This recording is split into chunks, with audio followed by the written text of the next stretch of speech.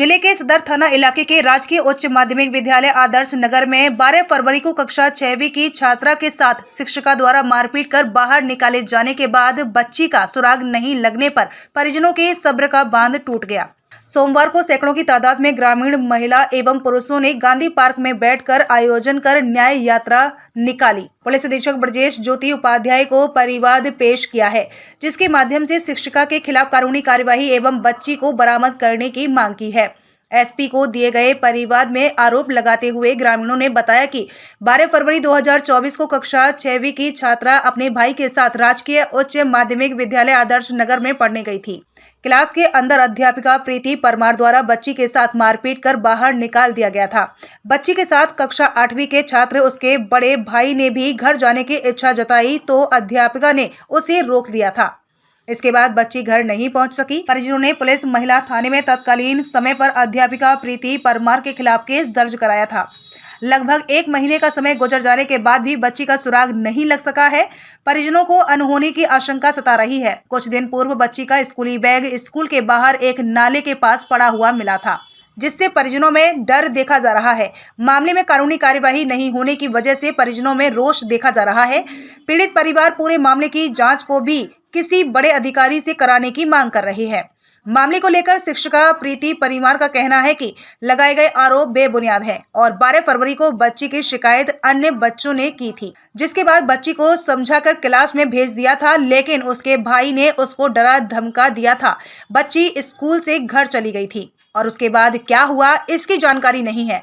वैसे मामले की जांच पुलिस और शिक्षा विभाग कर रहा है। शिक्षिका ने बताया कि छात्रा इससे पूर्व भी लापता हो गई थी, जिसे पुलिस ने दस्तयाब किया था। शिक्षिका ने बताया कि वो निर्दोष है, उनको बच्ची के परिजनों द्वारा प्रताड़ित और परेशान किया जा रहा है और उनको न्याय पर पूरा भरोसा है। धौलपुर से अनूप शर्मा की रिपोर्ट। मामला है, एक बच्ची थी जो कि 11 वर्षीय कक्षा 6 में आदर्श नगर पचगांव में पढ़ती थी। टीचर के मारपीट के बाद वो स्कूल से बाहर निकाल दी गई, जिसके बावजूद उसका किसी नाले के पास सिर्फ बैग मिला है। घर वालों ने बहुत कोशिश की ढूंढने की, लेकिन नहीं मिली, जिसका मुकदमा महिला थाने में भी पीड़ित परिवार ने कराया है। आज 1 महीना हो गया है, लेकिन कोई भी सुनवाई नहीं हुई। आपका नाम? ब्रेक और कुशा पूर्व छात्र संगत। सरकारी स्कूल में पढ़ती प्राइवेट? सरकारी स्कूल में।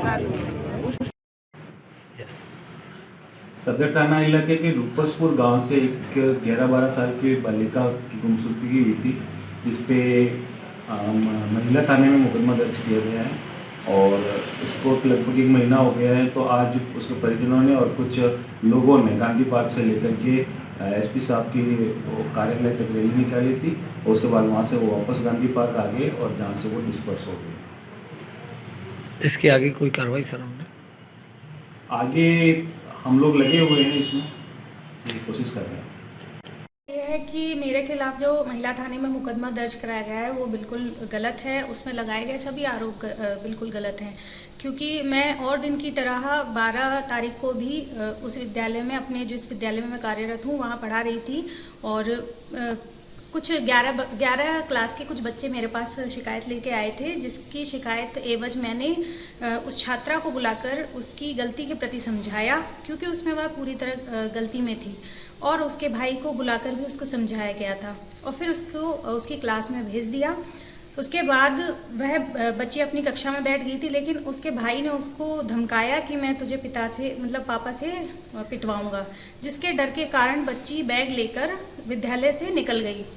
और जब हमने उसको रोकने की कोशिश की तो वह नहीं रुकी, लेकिन उसके भाई ने आकर हमें आश्वस्त करा दिया। जब हमने भाई को पीछे भेजा तो भाई ने आकर हमें बताया कि वह मैंने घर तक छोड़ आया, लेकिन तो यह सुनकर हम आश्वस्त हो गए कि बच्ची चली गई है। और उसके बाद हमने मेरे प्रति उन्होंने, उसके पिता ने जो है मामला दर्ज कराया और मामले में यह बताया कि हमने बच्ची को अगवा कराया है, लेकिन ऐसा कुछ नहीं है। वह बच्ची पहले भी 2-3 बार घर से जा चुकी है।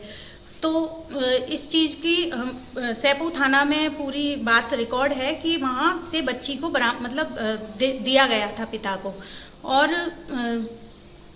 इसकी जांच पुलिस विभाग और मेरा विभाग पूरी तरह कर रहा है और सत्य की विजय होगी। जांच सब चल रही है। धन्यवाद।